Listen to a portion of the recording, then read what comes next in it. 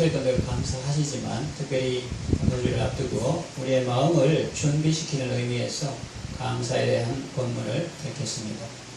그래서 오늘은 이 읽은 본문을 근거로 감사하며 즐겁게 사십시오 이런 제목으로 말씀을 전하겠습니다. 우리가 이 죄악 많고 슬픔 많은 세상 속에서도 감사하며 즐겁게 살아갈 수 있는 이유가 무엇일까요? 그것은 오직 우리가 하나님의 은혜로 구원받았기 때문입니다. 그리고 그 하나님의 인자와 긍휼은 끝이 없습니다. 이 사실을 생각할 때에 우리는 겸손할 수밖에 없고 감사할 수밖에 없고 즐거울 수밖에 없습니다. 주의 인자와 긍휼이 무궁하시다 하는데 몇 가지 말씀드리겠습니다. 첫째는 내 재물이 아닙니다. 처음에 내게는 아무것도 없었습니다. 우리는 모두 이 땅에 올 때 빈손으로 왔습니다. 우리 교회도 그렇지 않습니까? 정말 아무것도 없었습니다. 의자도 없었고 방송시설도 없었고 장판도 없었고 아무것도 없었습니다. 그런데 보십시오. 지금은 얼마나 많이 있습니까? 이것이 무엇을 말합니까? 다 하나님께서 은혜로 주셨다는 것입니다. 우리의 인생도 그렇습니다. 내게 있는 모든 것은 다 하나님께서 주신 것입니다. 그러니 감사하며 살 수밖에 없지요. 하나님께서 내게 재물을 주시고 그 재물을 얻을 수 있는 능력을 내게 주셨다는 사실을 깨닫고 늘 하나님께 감사하며 즐겁게 사시기를 바랍니다. 둘째로 내 건강이 아닙니다. 저는 예를 들면 저는 몸이 약한 사람입니다. 한때는 거의 감기를 달고 살다시피 했습니다. 1년 12달 같으면 한 4달 정도는 늘 감기 달고 살았습니다. 어떤 때는 도무지 소화가 안 되고 배가 돌처럼 단단할 때도 있었습니다.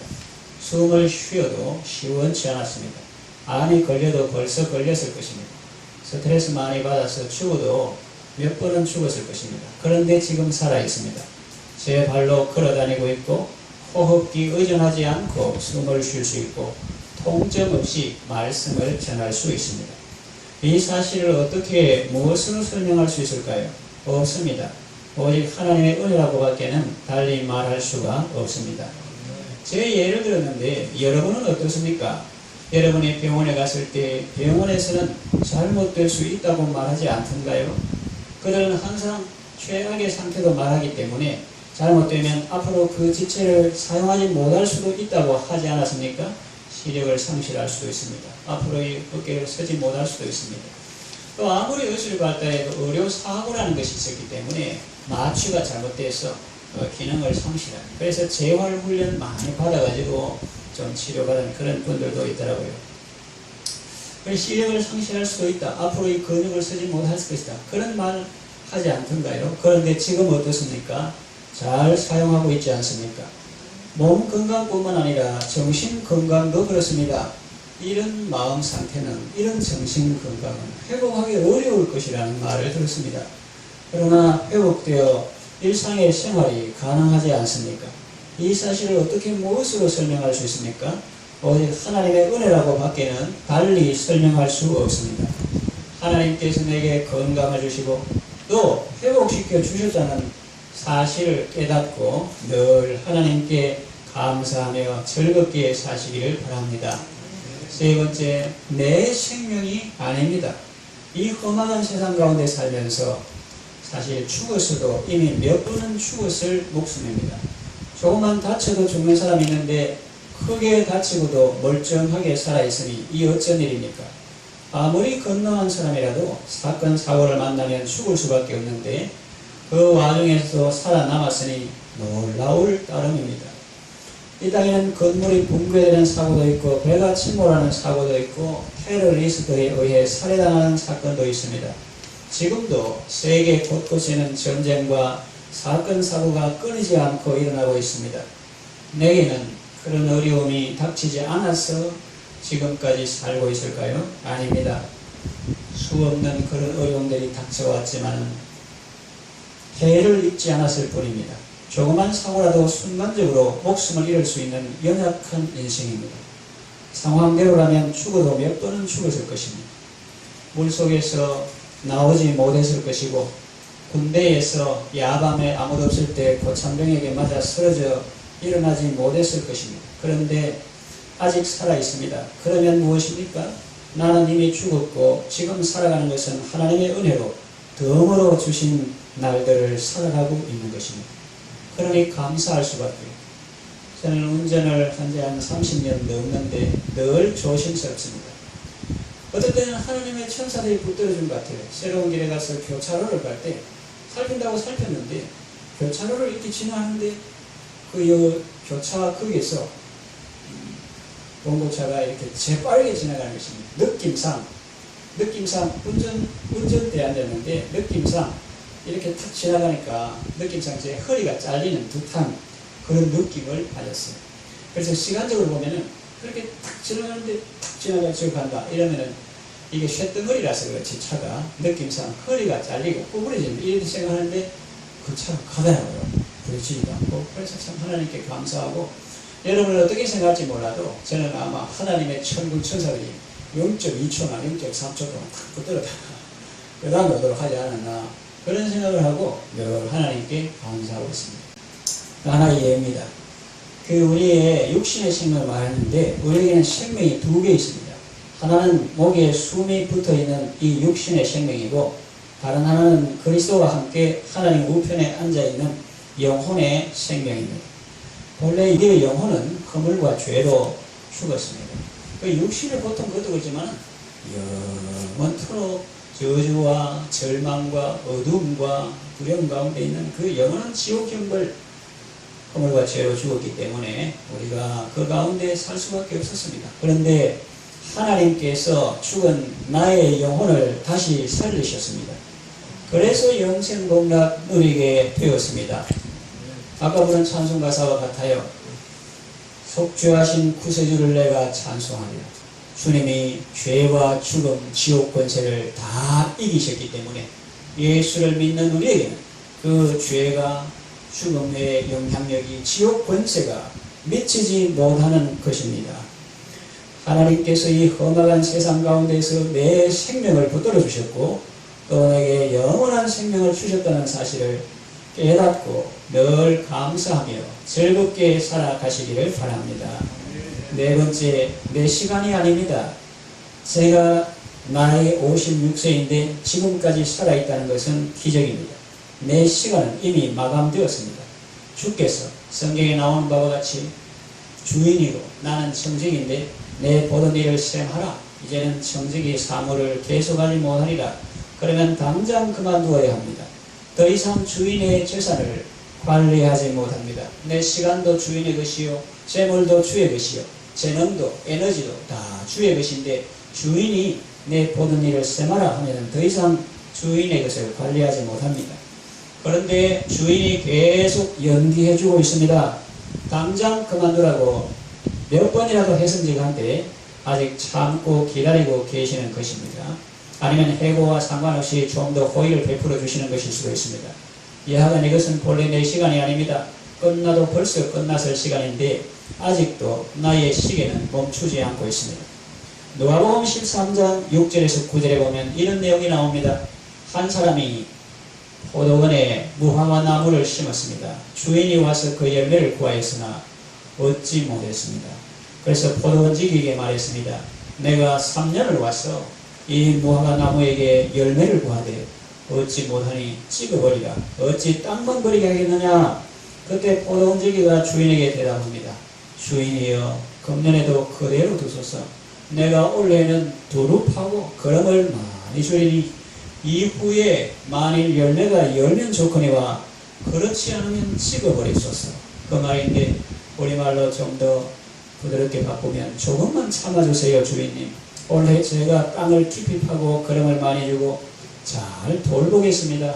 그러면 열매를 많이 맺겠지. 그래도 안 맺는다면 그때 와도 안 되겠습니까? 그러신다는 겁니다. 그 비유에서 나는 열매 없는 무화과 나무와 같고 그리스도는 포도원 지기와 같습니다. 열매 없는 내가 찍어버리지 않고 아직 살아있는 것은 그리스도의 은혜입니다. 그리스도 예수님이 하나님께 탄원했기 때문에 나는 계속 하나님의 밭에서 은혜를 공급받고 있는 것입니다. 지금 내게 주어진 시간은 정확하게 말하면 나의 것이 아닙니다. 내 시간은 벌써 마감되었습니다. 다만 예수님께서 내게 기회를 주신 것입니다.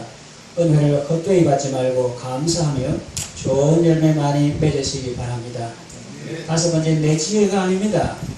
구약 성경에 보면 야곱이라는 사람이 나오는데 야곱이라는 사람이 나중에 거부 큰 부자가 되었습니다. 그것은 자기가 부지런해서라거나 수완이 좋아서나 지혜로워서가 아닙니다. 사람이요 아무리 부지런해도 악덕 고용주를 만나면 임금 한 푼도 못 받고 쫓겨날 수 있습니다. 라반을 보세요. 양이 새끼 뵐 때 개천 옆에 나무까지 놓는다고 점 있는 것, 얼룩진 것 나는 것 아닙니다. 그것은 비과학적인 행동입니다. 우생학적으로도 맞지 않습니다. 그러면 뭐냐? 야곱이 큰 부자가 된 것은 언약에 신실한 하나님께서 그에게 복을 주셨기 때문입니다. 다시 말하면 야곱이 그 나무 가지 벗기가 넣는 양들이 물 먹는 그 옆에 놓는 그 앞장에 말이에요. 앞장이 야곱이 꿈을 꿀 때 하나님께서 야곱에게 나타나서 보여주셨습니다. 야곱아 보아라, 양떼를 탄 수양, 떼깍짓기 하는 걸 말합니다. 탄 수양이 다 얼룩진 것 아니냐, 아롱지고 점 있는 것 아니냐. 꿈에 하나님께서 보여주셨습니다. 그 말은 무엇이냐 하면은 야곱 자기는 수단을 썼지만 그 수단 써서 자기 재산이 정식된 것이 아니고 하나님께서 복을 주셔서 정식된 것이라는 말입니다. 그리고 아무리 사람이 수완이 좋아도 수십 년간 복수의 칼을 갈며 기다린 형의 분노를 사귈 수는 없습니다. 하나님께서 에서의 마음을 녹이셔서 야곱은 죽지 않고 살아서 고향으로 돌아올 수 있었던 것입니다.